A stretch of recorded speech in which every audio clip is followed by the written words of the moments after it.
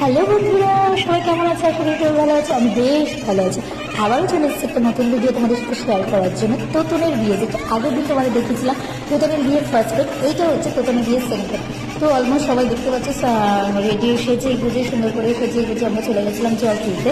যদিও আমার একটু লেট হয়ে গেছে সেজে গুজে আসতে, সেই জন্য আমি খুব লেটে জয়েন করেছে। তো দেখতে পাচ্ছি খুব সুন্দর সুন্দর রমণীরা খুব সুন্দর সুন্দর সেজে গুজে সব জল ঘুরতে যাচ্ছি বাজনার তালে নাচতে নাচতে। আর এই হচ্ছে আমাদের কুচু মুখ, মানে আমার ছোটদার মেয়ে।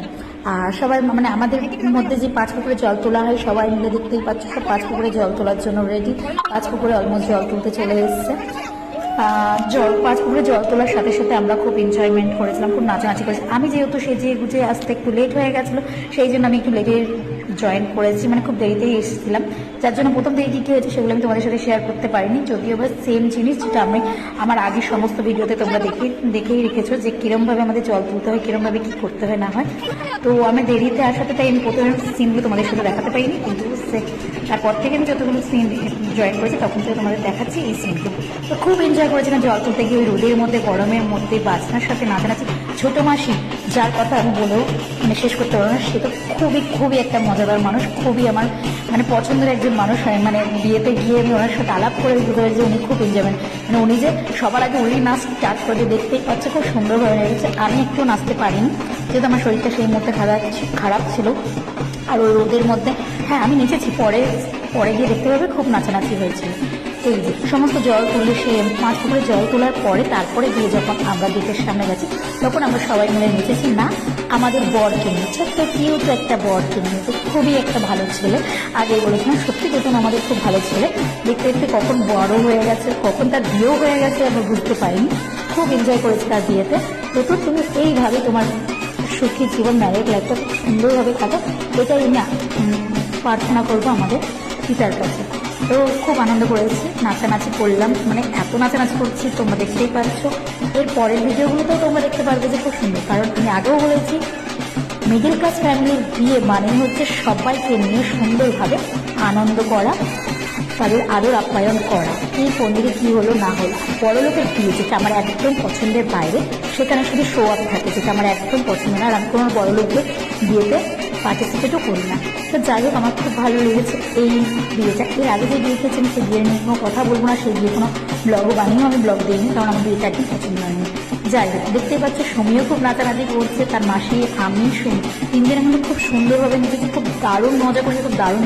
সুমি, তার কথা বলাটা খুবই কম হবে, কারণ সে তার ভাইয়ের বিয়ে, কিন্তু সে সমস্ত দিক থেকে এতটা নজর রেখেছিল কোন আত্মীয় স্বজন স্ত্রী, কোন আত্মীয় স্বজন খাচ্ছে না, খাচ্ছে কে খাচ্ছে না, সবাইকে এত সুন্দরভাবে পরিবেশনা করেছে, এত সুন্দরভাবে দেখভাল করেছে যে বলার মতন না।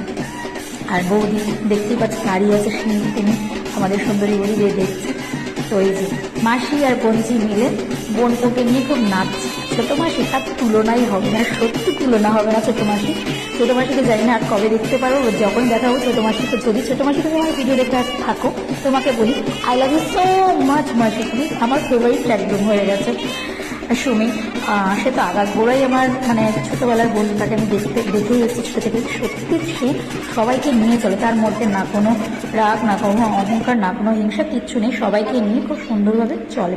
আর বিয়েটা সত্যি আমি খুব এনজয় করেছি, খুব দারুণভাবে এনজয় করেছি, সবার সাথে মিলেমিশে আনন্দ করেছি। তারপরে চলে আসলাম আমরা ছাদে, তারপরে আমরা চলে যাই তোতনের হলদি ভিডিও শ্যুটের জন্য, যেখানে দেখতেই পাচ্ছ আমাদের কিছু ভিডিও শ্যুট হচ্ছে, সাথে তোতনকে নিয়ে ফটোশ্যুট চলছিল। আর একটা ভিডিও রিলস হবে, সেই কারণে আমরাও সেখানে পার্টিসিপেট করেছিলাম। আমাদেরকেও নেওয়া হয়েছে, দেখতেই পাচ্ছ।